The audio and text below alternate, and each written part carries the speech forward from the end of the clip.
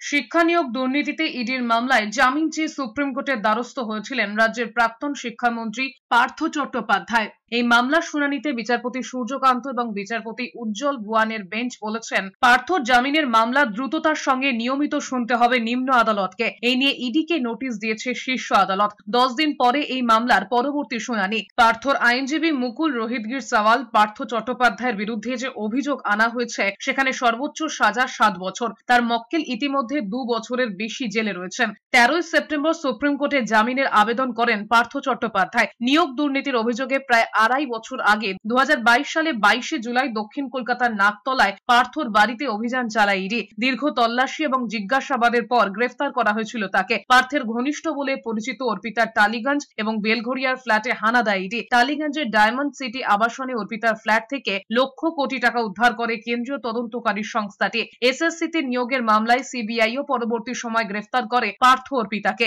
এবার পার্থকে প্রাথমিকে নিয়োগের মামলায় গ্রেফতার করা হতে পারে বলে সিবিআই এর একটি সূত্র মারফত জানা গিয়েছে।